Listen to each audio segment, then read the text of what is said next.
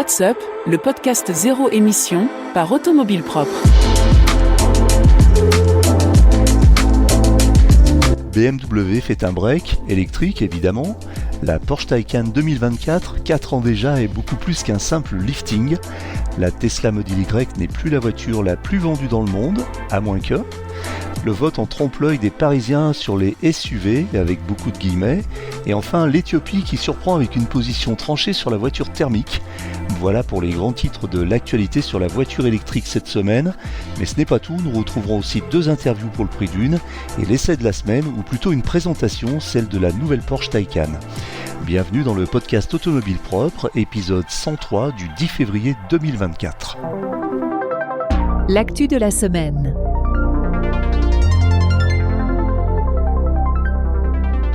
BMW a dévoilé son premier break électrique, la i5 Touring, une déclinaison de la berline du même nom qui combine un grand coffre et une bonne autonomie, avec un volume de coffre de 570 litres contre 490 litres pour l'i5 berline.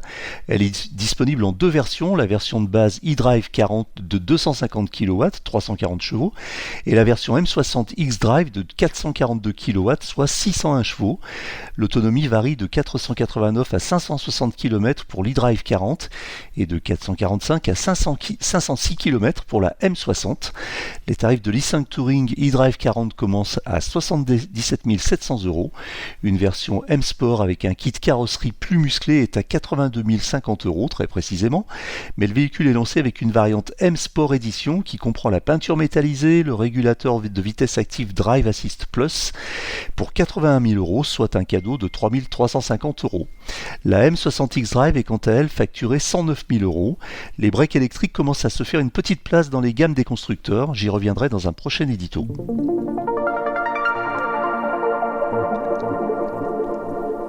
La nouvelle Porsche Taycan a reçu une profonde mise à jour pour rivaliser avec la dernière Tesla Model S. Elle a été produite à 150 000 exemplaires depuis son lancement en comptant les 3 versions disponibles, à savoir le coupé 4 portes, le break Sport Turismo et sa déclinaison tout-chemin Cross Turismo. Derrière un léger restylage, la berline électrique de Porsche reçoit une profonde mise à jour, tant sur le plan software que hardware. Elle adopte de nouveaux boucliers avant et arrière à l'aérodynamique peaufinée. Les phares avant Matrix redessinés modifient le regard, tandis que la partie arrière intègre une longue bande lumineuse qu'on connaissait déjà, mais avec en plus un logo Porsche rétro-éclairé du plus bel effet. Mais c'est surtout l'autonomie qui fait un bond en avant et qui constitue la principale évolution, puisque dans sa meilleure version, la nouvelle Taycan affiche un rayon d'action WLTP de pas moins de 678 km et une vitesse de charge record permettant de passer de 10 à 80% de batterie en seulement 18 minutes. Rendez-vous à la fin de cet épisode pour retrouver une présentation plus détaillée.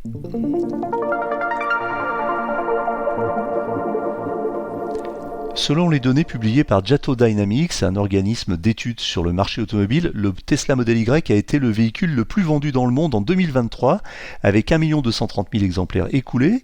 Cependant, après avoir réuni toutes ces données, Toyota a indiqué avoir vendu officiellement 1 640 000 modèles Corolla dans le monde en 2023. Il est à noter que ces chiffres englobent les ventes de toutes les voitures portant l'appellation commerciale Corolla, depuis la Corolla berline jusqu'à la Corolla Cross.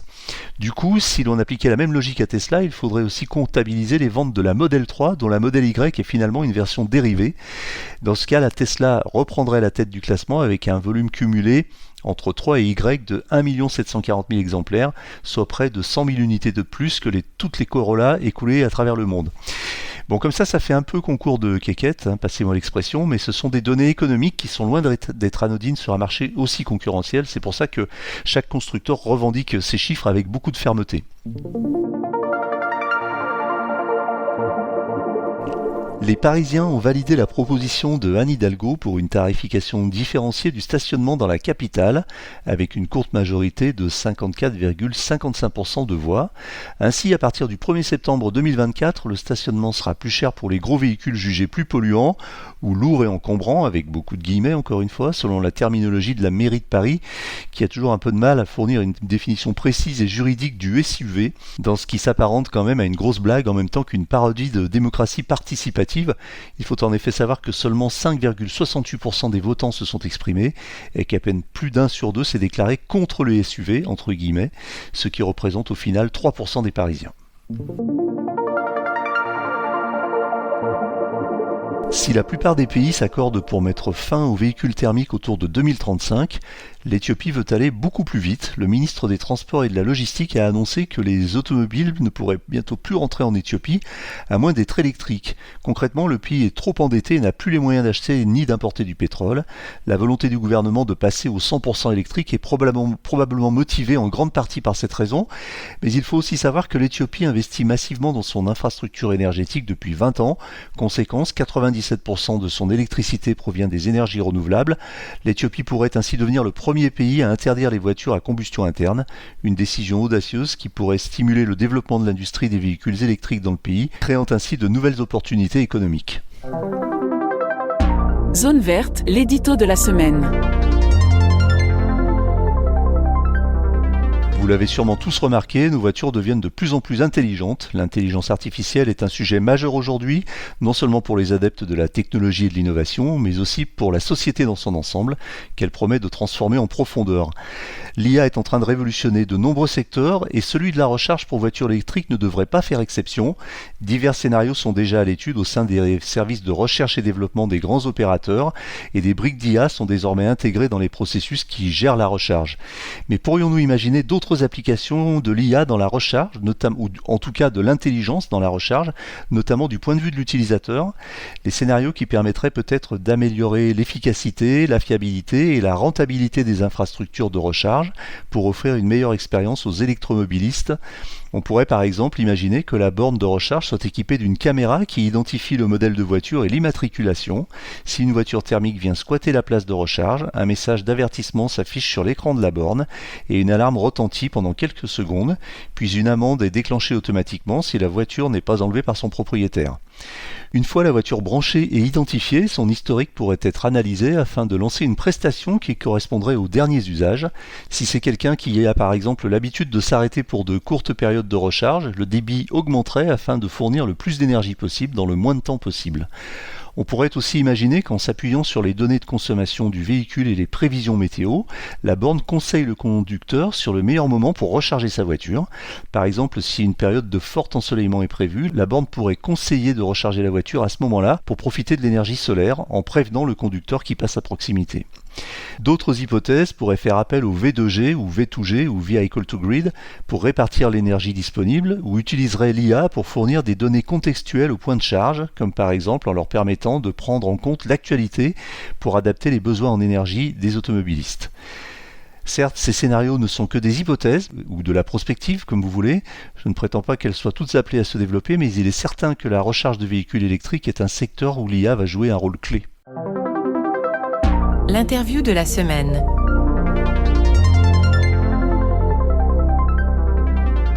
GringHub est une start-up spécialisée dans la location et la recharge de véhicules utilitaires électriques. En fait, l'entreprise apporte toute une palette de services aux petites sociétés de livraison du dernier kilomètre qui décident d'électrifier leur flotte. Pour en parler, je reçois Kamel Fekar, son fondateur et CEO. Bonjour Kamel Fekar. Bonjour. Vous êtes le fondateur et CEO de GringHub, une start-up spécialisée dans la location et la recharge de véhicules utilitaires électriques. Pouvez-vous nous présenter GringHub en quelques mots ? Alors nous en fait on accompagne les entreprises qui ont un besoin de passer du thermique à l'électrique, plus particulièrement les livreurs du dernier kilomètre. Donc on a un centre qui leur permet de venir se recharger de manière très intelligente à moindre coût et on leur propose de la location de véhicules aussi pour ceux qui n'ont pas forcément les moyens de s'offrir un véhicule électrique.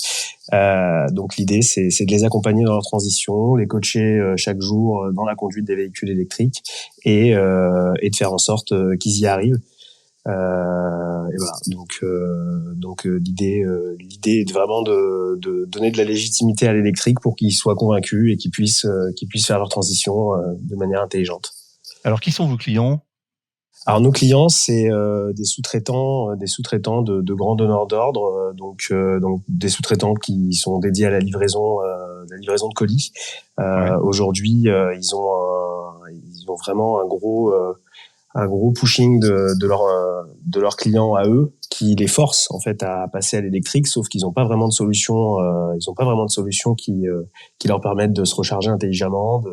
Dans leur business model, leur chauffeur vit avec le véhicule, et aujourd'hui, c'est très compliqué pour le chauffeur de trouver une borne qui est près de chez lui, qui va bien recharger le véhicule. C'est aussi très compliqué pour le patron d'expliquer à son chauffeur comment fonctionne un véhicule électrique. Donc c'est en cela qu'on intervient et qu'on les aide en fait en les coachant tous les jours à conduire ces véhicules et faire en sorte que leur consommation d'énergie baisse, pour que le patron se dise en fait l'électrique c'est quand même pas mal pour notre business, et on y gagne en passant à l'électrique. Alors vous proposez 2 offres, hein, c'est la location et la recharge. Et puis, d'après ce que je comprends aussi, beaucoup de pédagogie ou de formation autour de l'électromobilité, de l'usage des véhicules électriques. Donc vos clients sont des petites entreprises de livraison qui sont plutôt spécialisées dans les livraisons urbaines et du dernier kilomètre? C'est ça, exactement. Donc, on a près de notre centre un centre du dernier kilomètre d'un géant américain très connu, qui draine beaucoup de camions et qui a un objectif de décarboner la flotte de véhicules des sous-traitants, qui est assez élevée avant fin 2024. Donc, c'est ce qui nous a permis tout de suite d'avoir les clients qui ont des véhicules électriques. Donc il y en a très peu pour l'instant sur le marché. Aujourd'hui, il y a que les grosses sociétés de livraison qui arrivent à s'offrir ces véhicules-là. Donc ça, c'est la première offre, permettre à ces entreprises de venir chez nous tous les soirs, poser le véhicule et le laisser en charge pour qu'il soit prêt pour le lendemain. On garantit la charge en fait. Ensuite, il y avait cette proposition de leur louer nos véhicules de manière assez flexible, sous forme d'abonnement en fait, pour qu'ils puissent passer à l'électrique, pour ceux qui n'ont pas les moyens forcément de s'offrir un véhicule électrique qui vaut quasiment 2 fois le prix d'un véhicule thermique.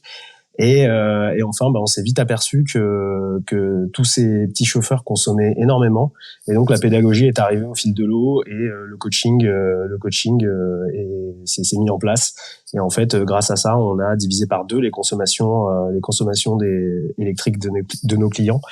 Et du coup, aujourd'hui, plus le temps passe, plus ils rapatrient leurs véhicules électriques chez nous, quand ils en ont ailleurs, pour les laisser le thermique sur les autres sites, ou alors ils nous sollicitent pour avoir 2 nouveaux véhicules électriques.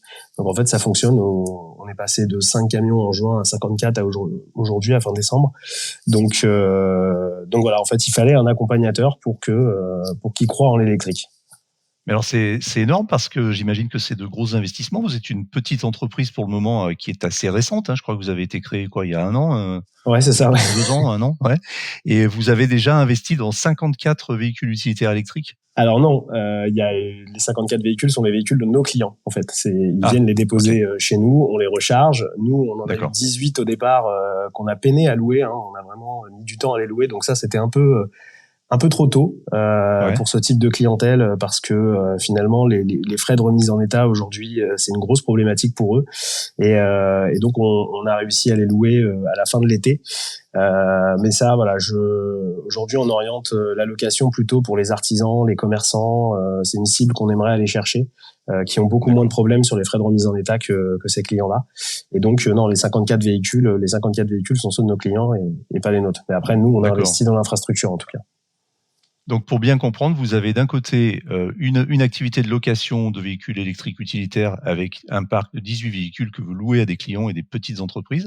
Et d'un autre côté, une activité de recharge et d'accompagnement. Et là, vous avez donc un centre de recharge dédié. C'est en région parisienne. Vous en avez un seul pour le moment? Oui, c'est ça. On est à Vélizy, donc proche Paris, et les colis qui démarrent d'ici desserrent un peu le 78, le 91, le 94. Donc c'est un emplacement très stratégique pour nous. Et oui, donc à l'intérieur, on est dans un très grand hangar qui fait 3000 mètres carrés, et à l'intérieur, on a des bornes un peu partout qui sont gérées à distance et qui nous permettent d'assurer la bonne recharge du véhicule durant la nuit, parce que en fait, on n'a pas besoin de les recharger la journée, et la journée, ils travaillent. Donc voilà. Et l'idée du coaching était de faire en sorte que ces livreurs consomment moins pour pouvoir accueillir plus de clients avec seulement 20 bornes. Voilà. Donc c'est pour ça que le coaching a été obligatoire finalement. Vous avez, déjà, pu, analyser un peu vos données et vous savez, par exemple, combien de kilomètres, un chauffeur fait en moyenne dans une journée? Oui, il fait une quarantaine de kilomètres. Pas plus? Non, le maillage en fait, le maillage du donneur d'ordre est tellement bien fait que sur toute la France que la livraison du dernier kilomètre en fait elle est pas très longue. Il y en a certains qui vont aller chercher 50 kilomètres, mais du coup c'est comme ça qu'on arrive à créer le roulement sur 3 jours. C'est-à-dire que le véhicule en fait revient tous les 3 jours se charger chez nous parce que globalement nos véhicules et les leurs ils ont 350 kilomètres d'autonomie quand ils sont Ouais, chargés à fond. Donc nous, on les recharge que quand ils sont à moitié d'accord. pour qu'ils soient prêts pour le lendemain. Et l'idée, c'est de revoir ce véhicule tous les 3 jours. Donc c'est comme ça qu'on a pu tout de suite voir qui étaient les bons et qui étaient les mauvais, parce qu'on a certains chauffeurs qui vont même tirer jusqu'à 5 jours. Et dès qu'on en a un mauvais, on va vraiment faire la fixette dessus pour faire en sorte qu'il monte, qu'il baisse plutôt sa consommation. D'accord et donc vous avez combien de bornes, dans votre, dépôt? On a 20 bornes. 20 bornes 20 en bornes et c'est quoi? courant C'est du 22 courant kilowatts, alternatif? 22 kilowatts OK. AC. Mmh. Voilà, ça suffit largement. Oui, c'est large. On n'a pas réellement besoin de superchargeurs chez nous parce que les véhicules Mmh. ont totalement le temps de changer dans la nuit. On fait même des Mmh roulements dans la nuit, en fait, on les bouge. et c'est du libre service, ou vous avez quelqu'un qui accueille les chauffeurs pour faire les recharges? Non, on est là jusqu'au soir, jusqu'à très tard parce ils finissent plutôt tard le soir. Donc non, non, on est toujours là pour. Alors eux se branchent et s'en vont. Hein. Il y a pas de, on n'a aucune intervention là-dessus. Et ensuite nous, à partir du moment où les heures creuses commencent, on lance les charges à distance. Voilà. D'accord. Est-ce que les clients, voient un avantage à louer ou en tout cas à utiliser des véhicules électriques en dehors de la contrainte, législative et réglementaire? Est-ce que naturellement, quels sont leurs retours? Ils sont contents de rouler, de livrer en voiture électrique ou en VU électrique ou est-ce que c'est une contrainte pour eux? Alors au début c'était une contrainte parce que Ouais. je parle des chauffeurs. Hein. Les chauffeurs, leur vision du métier, c'est un peu d'avoir un véhicule de fonction avec lequel ils peuvent rouler la semaine, le week-end, le soir. Et donc venir le déposer et plus avoir de voiture de fonction, c'était un peu compliqué pour eux. Et puis au fur et à mesure, en fait, en leur expliquant comment ça marche, ça a un petit peu changé. Et il y en a certains aujourd'hui qui préfèrent être en électrique. Les patrons, ça c'est sûr, ils préfèrent que leurs chauffeurs soient en électrique parce que le coût du carburant aujourd'hui est énorme et le fait de devoir déposer le véhicule ici, forcément fait baisser la consommation qui a pas lieu d'être quand le chauffeur utilise le véhicule à titre perso quoi. Donc Alors vous avez fait un pari en fait quand vous avez créé cette entreprise, c'est de dire, finalement les grandes entreprises de logistique vont, sous-traiter, la charge de leurs véhicules électriques? oui, c'est ça. Nous, on vient se poser entre le donneur d'ordre, le sous-traitant voilà, parce que dans la nature, il y arrivait pas. Donc, il faisait très vite marche arrière, en fait. Il y en a certains qui ont fait de très gros investissements et qui sont aujourd'hui un peu bloqués. Et donc, ils repartaient sur du thermique il y a à peine un an. Et là, aujourd'hui, nos clients, c'est pas le cas, quoi. On nous demande, on nous sollicite de les accompagner ailleurs en France pour refaire le même concept. Donc, en fait, il suffisait juste de leur montrer comment ça marche pour qu'ils y croient. Et comment vous prévoyez de vous développer? Parce que là, donc, vous avez un dépôt, en région parisienne. Vous envisagez d'en créer d'autres et puis après de vous développer, vous déployer en province? Oui. Ouais, ouais, alors la priorité, c'est les villes qui forcent sur la ZFE. Donc aujourd'hui, c'est Paris, Lyon, Grenoble. Ces 3 villes-là, c'est vraiment une priorité pour nous. D'accord. Pour y arriver, on va devoir passer par une levée de fonds qu'on est en train de préparer. Et voilà. Ensuite, en fait, la priorité, c'est de trouver du foncier avec beaucoup d'électricité, parce que c'est pas rien d'avoir 20 bornes en 22 kilowatts. C'est Mmh. souvent des friches industrielles où ça peut pas être un champ de patates où on met des bornes, quoi. Bien sûr. Et ensuite, toujours en fait dupliquer ce cahier des charges qu'on a créé ici pour pouvoir refaire la même chose ailleurs, quoi. Et pas forcément Com avec ce donneur d'ordre, mais avec tout le monde. Parce que je suis convaincu d'une chose, c'est que demain, l'artisan, le commerçant, il investira pas dans un camion à 60 000 euros pour aller ponctuellement dans la ZFE, quoi. Donc peut-être mmh mh. il viendra chez nous louer ce camion pour une semaine ou deux, le temps de faire son chantier et revenir. Alors vous avez, créé la société il y a pas très longtemps. Vous avez certainement quand même besoin de fonds. Vous aviez déjà fait une levée de fonds d'amorçage au départ vous Non. comptez simplement sur... Non, d'accord. Donc c'est sur fonds propres. Exactement, j'avais un peu d'argent de côté et ensuite il y a eu des crédits bancaires, j'ai vendu le projet à ma banque et ils m'ont suivi et aujourd'hui voilà, ils sont plutôt contents, ça va, on arrive à payer le crédit. Vous êtes rentable déjà au bout d'un an d'activité? On est service. à l'équilibre, on n'est pas non plus dans la grosse marge, mais on est à l'équilibre et donc ça c'est plutôt cool. Vous êtes combien dans la boîte? On est 2 en opérationnel et après on a 3 personnes derrière, une personne pour la finance, une personne pour l'informatique, parce qu'on a développé aussi une application qu'on est en train de faire et une personne pour le marketing. Alors oui, c'est ce que j'allais vous demander au sujet de justement de la gestion des charges et du service que vous apportez. Vous avez une plateforme en mode SaaS ou une application? Comment ça fonctionne? C'est alors la plateforme c'est une plateforme pour les bornes qu'on est les seuls à utiliser. Nos clients l'utilisent pas, mais en fait ça nous permet de piloter les bornes à distance, activer, désactiver. C'est assez simple comme fonctionnement aujourd'hui. C'est quelque chose qui existe depuis quelques années déjà. Et donc ça c'est nous qui le faisons. Et ensuite l'application elle était plus dédiée aux chauffeurs aux chauffeurs et aux patrons des sociétés de sous-traitance, pour suivre un petit peu les frais de remise en état de leur véhicule, parce que ça c'est un très gros point qui les inquiète souvent, et d'avoir un espèce de gestionnaire de flotte sur place qui les prévient quand un véhicule est abîmé, c'est quelque chose qui a du sens pour eux. Et côté chauffeur, c'était de créer un espèce de Mario Kart de l'éco-conduite où ils peuvent comparer entre eux l'éco-conduite qu'ils ont, et ça a fonctionné en fait parce que ceux qui l'utilisent aujourd'hui compare tous les matins autour d'un café leur score d'éco-conduite, parce que contrairement à ce qu'on pense, en fait le donneur d'ordre il est pas il cherche de la productivité, ça c'est sûr, mais il est très inquiet de savoir quelle image la société de sous-traitance véhicule dans les rues. Donc faut pas rouler vite, faut bien livrer le client final, et c'est ça en fait le coaching qu'on apporte, c'est de leur expliquer que il faut qu'ils soient très attentifs, on leur demande pas de faire plus qu'ils ne peuvent faire.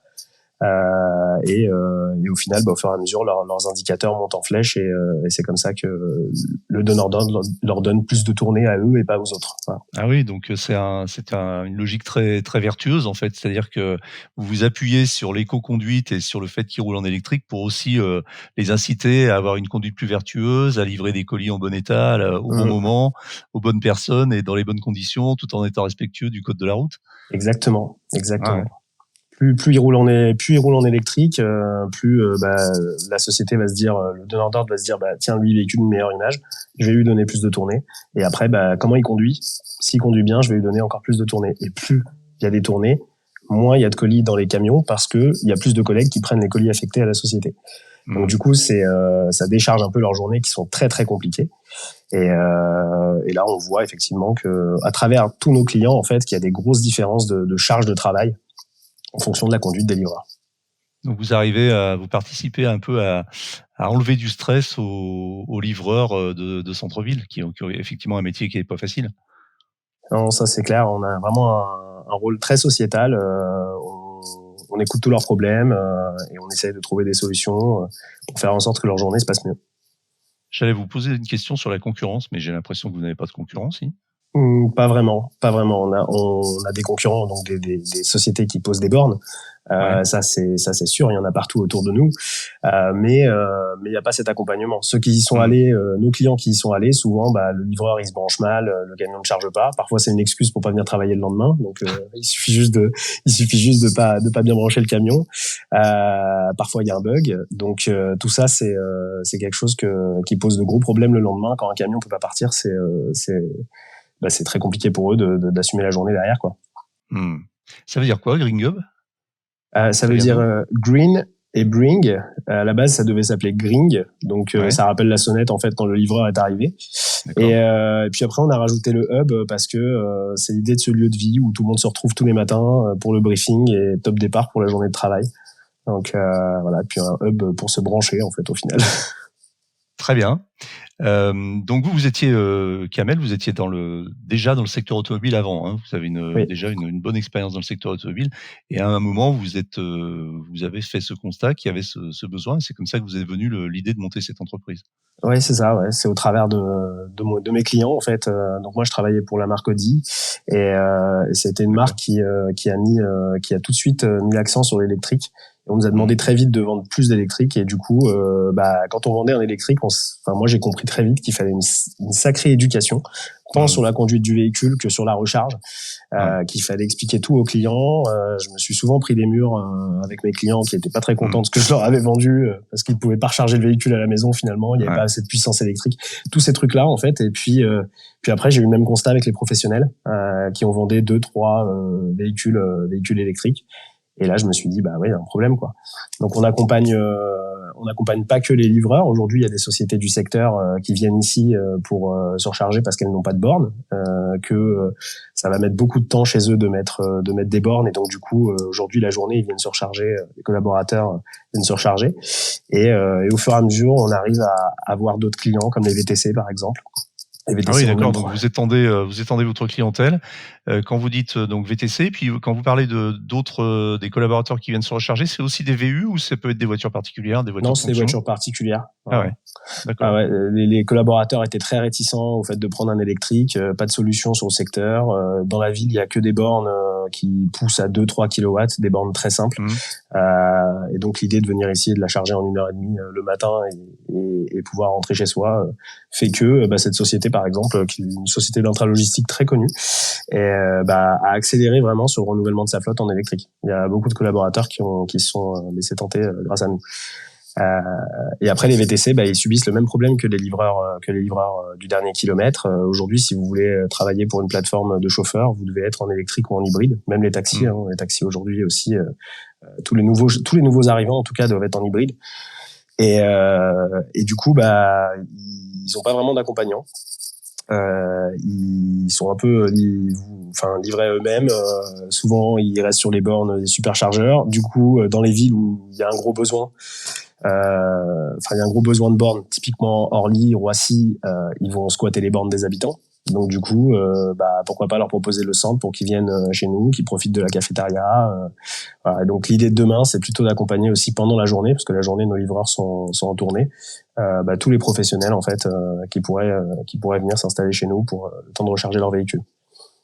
Hier, j'ai interviewé une entreprise aussi, une start-up qui s'appelle Urban Code. Ah. Vous connaissez? Oui, on a livré 50 Tesla pour eux il y a quelques jours. Ah ben voilà. Donc, et eux utilisent des Tesla aussi. Ils proposent une offre qui consiste à partager les Tesla des particuliers aux chauffeurs de VTC en fait. Exactement. Ouais, non, l'idée est dingue parce qu'ils ont le même problème les VTC que les chauffeurs livreurs. Aujourd'hui, plus aucune banque leur fait confiance et en fait, quand on va voir une banque et qu'on dit on est chauffeur VTC ou on fait de la messagerie, c'est un non automatique. Et là où c'est très fort, c'est qu'aujourd'hui, il va pas voir des banques, ce cher Louis. Il va plutôt voir des particuliers et il leur promet un rendement. Donc c'est très intéressant et à ce titre on s'est rencontrés et on a loué ce partenariat où on l'a aidé à livrer 50 véhicules là sur la fin d'année à des chauffeurs VTC qui ont découvert le centre et à qui on va fournir des cartes pour qu'ils puissent se recharger chez nous. Donc d'accord, donc il y a une vraie interaction. C'est marrant parce que on s'est vraiment contacté tout à fait. C'est tout à fait fortuit, mais finalement ça boucle parce que vous êtes des partenaires en fait. Ah oui, on est totalement partenaires. Il a fait ce que j'ai fait pour les livreurs, mais dédié au VTC. Et il y a aussi toute cette éducation à faire. J'ai vu quand il livrait les voitures, il faisait des vraies mises en main. Ouais. Encore mieux que Tesla. Tesla, aujourd'hui, on vous donne la clé, on vous dit au revoir, merci.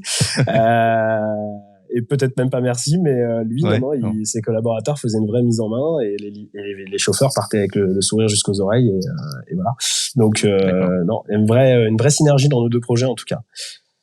Et d'ailleurs, ça me ramène au sujet de la levée de fonds parce que je crois qu'on en a parlé aussi un petit peu avec eux.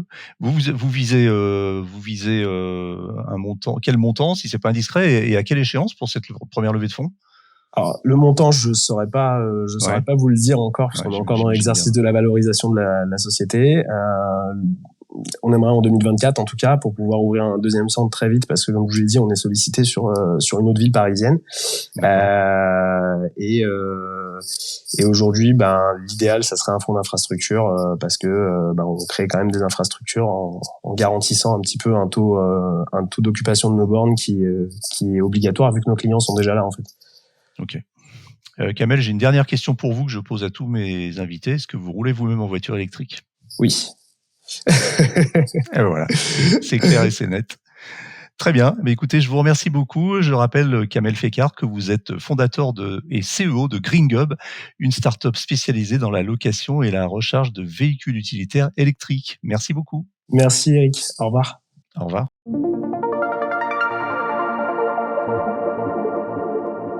Fest Autotechnologies est une entreprise singapourienne qui fabrique des véhicules utilitaires électriques légers. L'entreprise arrive en Europe et a choisi la France comme première implantation pour lancer un service de location de son petit véhicule utilitaire 100% électrique.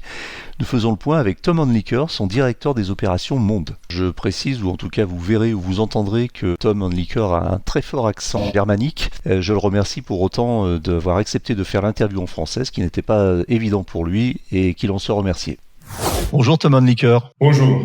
Vous êtes COO, directeur des opérations Monde de Fest Autotechnologies, une entreprise singapourienne qui fabrique des véhicules utilitaires légers électriques. Pouvez-vous nous présenter Fest en quelques mots ? Oui, la compagnie Fest a été fondée en 2021 à Singapour par Alishir Khalil, un visionnaire de l'industrie automobile et de la technologie. Notre entreprise a débuté en tant que fabricant de pièces automobiles durables et fournisseur de solutions logicielles intelligentes pour la maintenance des véhicules. Fort de notre succès, Oui, non, je vous en prie, allez-y. Fort de notre succès en Europe avec Mkeda Auto, nous avons rapidement évolué vers le domaine des véhicules électriques légers en 2020. Développant une gamme de solutions pour la livraison et le transport urbain intelligent. Aujourd'hui, Fest compte une équipe mondiale dédiée, des investissements significatifs et une vision claire pour révolutionner la mobilité urbaine. Nous sommes fiers d'annoncer que notre équipe ne cesse de croître avec l'ajout de nouveaux membres presque quotidiennement. Cette expansion continue refléter notre engagement envers l'innovation et renforce notre capacité à relever les défis complexes de la mobilité urbaine durable. Ok, vous venez de lancer une offre de location ouverte à tous pour démocratiser l'accès aux véhicules utilitaires neufs 100% électriques. De quoi il s'agit exactement ? Oui, en effet, Fest a récemment lancé une offre de location ouverte à tous pour favoriser l'accessibilité aux véhicules utilitaires 100% électriques. Cette initiative vise à démocratiser l'adoption des véhicules respectueux de l'environnement en offrant une solution de mobilité abordable et durable. La location inclut des avantages tels que l'entretien, l'assurance et une plateforme logicielle intelligente pour optimiser l'efficacité opérationnelle des flottes. Qui sont vos clients aujourd'hui là quand vous vous développez en France ? Normalement, ça sont des PME, ouais. les petites entreprises pour le moment. Mais on a aussi en contact avec des grandes entreprises logicielles pour des livraisons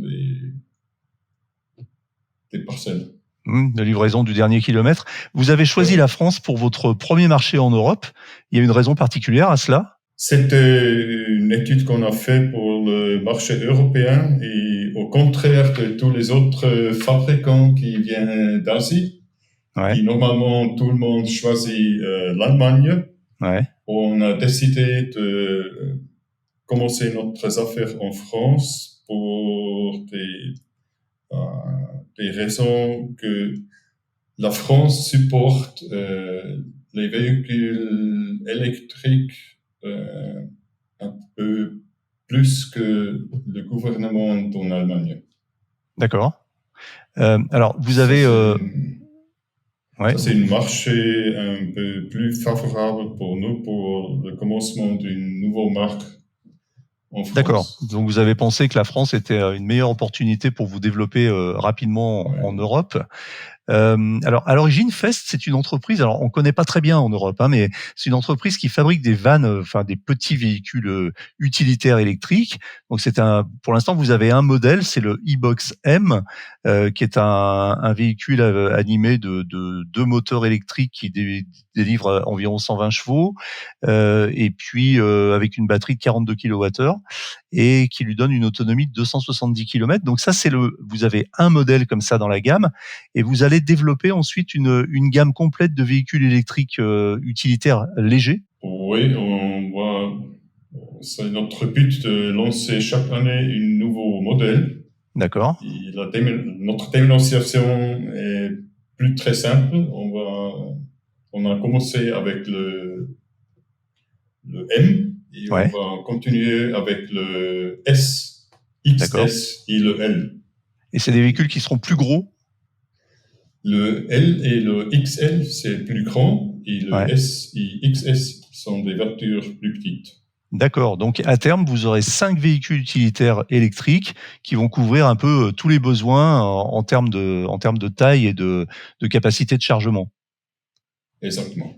Et alors donc ces 5 véhicules utilitaires, à terme, vous allez tous les mettre en disposition avec votre offre de location qui a la caractéristique de permettre à des petites entreprises de louer facilement des véhicules électriques utilitaires.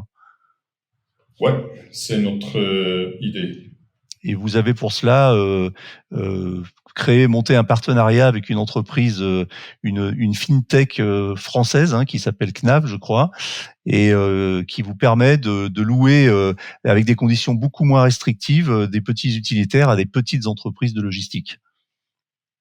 Oui, ça c'était notre idée. On est aussi une entreprise start-up. Ouais. Et notre idée était toujours pour aider des autres entreprises de start-up faciliter la mobilité. Alors, quels sont les avantages pour une entreprise de louer un véhicule utilitaire électrique par rapport à un véhicule thermique, par exemple? Est-ce que c'est un avantage fiscal, un avantage économique? Est-ce que ça coûte moins cher? Moi, je pense que louer un véhicule utilitaire électrique chez Fest présente de nombreux avantages, notamment la réduction des émissions de carbone, bien sûr. Les coûts opérationnels plus faibles grâce à une maintenance plus simplifiée et économie sur les coûts de carburant. Et de plus, notre plateforme logicielle intégrée permet une gestion efficace des flottes, améliorant ainsi les productivités et la durabilité globale des opérations. Ça sont plus ou moins les arguments. D'accord. Est-ce que vous allez vendre aussi ces véhicules utilitaires directement sur le territoire européen, ou est-ce que ça sera exclusivement un service de location? Non, si on a des clients qui choisissent de acheter la voiture, c'est aussi possible. D'accord. C'est aussi possible louer je pense en France, ça s'appelle louer de longue duration, non? Oui, location longue durée, ouais. Ouais. Ça, c'est aussi possible. On met toutes les formes de financement et de mise à disposition. Ouais. D'accord. Ouais. Vous avez déjà du personnel en France, ou c'est vraiment tout neuf? Oui, bien sûr. On a pour le moment plus ou moins 10 personnes. D'accord. Travailler pour Fest Automobile Technologie en France. Et ça aussi monte tous les mois. D'accord, très bien. Écoutez, je vous remercie beaucoup, Tom Handlicker. Je rappelle que vous êtes directeur des opérations monde de Fest Auto Technologie, une entreprise singapourienne qui fabrique et qui loue des véhicules électriques utilitaires légers. Merci beaucoup. Merci. L'essai de la semaine.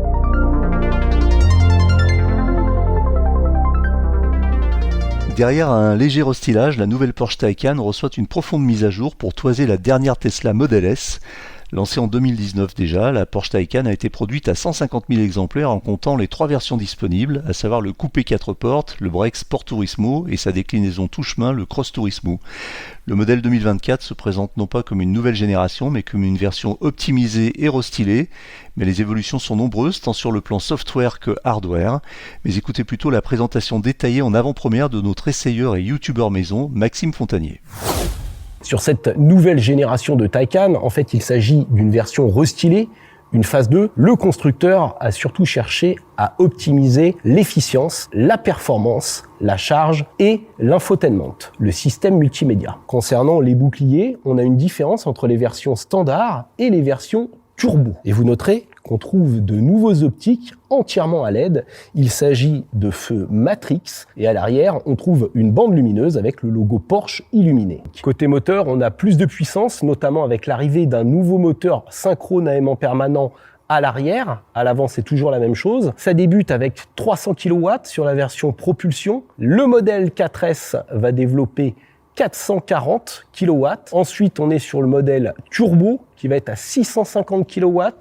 Et enfin, le Turbo S à 700 kW et 1100 Nm de couple qui nous fait 952 chevaux. On a également une nouvelle batterie. Alors le pack de batterie a évolué aussi. On est désormais à 105 kWh de capacité brute, ce qui nous fait 97 kWh de capacité nette. En termes d'autonomie, le constructeur annonce un gain de 35%, ce qui est quand même énorme. Ça veut dire qu'on va être à 678 km sur la version propulsion, au lieu de 503 précédemment, et 630 km sur la version Turbo S, au lieu de 467 km auparavant. Donc c'est vraiment un gain non négligeable. On n'a pas beaucoup plus de batterie, mais ils ont vraiment optimisé à la fois, on va dire, la gestion des batteries, la chimie des batteries, et aussi la récupération d'énergie, puisque là, ça peut atteindre jusqu'à 400 kW avec le freinage régénératif. Donc on a gagné en perf. On va être à 4 secondes 8 au lieu de 5 secondes 4 sur le modèle d'entrée de gamme propulsion, et 2 secondes 4 sur le 0 à 100 au lieu de 2 secondes 8 sur la version Turbo S. Pour vous dire que c'est des accélérations fulgurantes. Et nous voici sur une station de charge rapide en courant continu où notre Porsche Taycan nouveau modèle peut charger jusqu'à 320 kW de puissance maxi. Donc c'est un record. Rappelons que c'est une plateforme qui fonctionne sous une tension de 800 volts. Mais là, ils ont vraiment optimisé le système. Et voyez, même au-delà de 37%, je prends plus de 310 kW. C'est impressionnant. Ça va permettre de charger de 10 à 80% en seulement 18 minutes. Concernant la commercialisation, eh bien, ça arrivera à partir de février.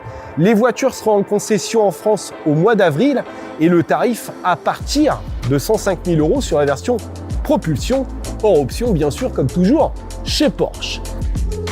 Voilà, c'est terminé pour aujourd'hui, mais l'actualité de la voiture électrique ne s'arrête jamais. Retrouvez-la heure par heure sur automobilepropre.com. Pensez bien à vous abonner via votre plateforme préférée afin de ne rater aucun épisode. Et n'oubliez pas de noter le podcast sur les plateformes, c'est le meilleur moyen de nous soutenir et de nous faire connaître. N'hésitez pas également à nous faire vos retours, remarques, questions, suggestions à l'adresse podcast@automobilepropre.com. Quant à nous, nous vous disons à la semaine prochaine pour un nouveau numéro du podcast. Salut!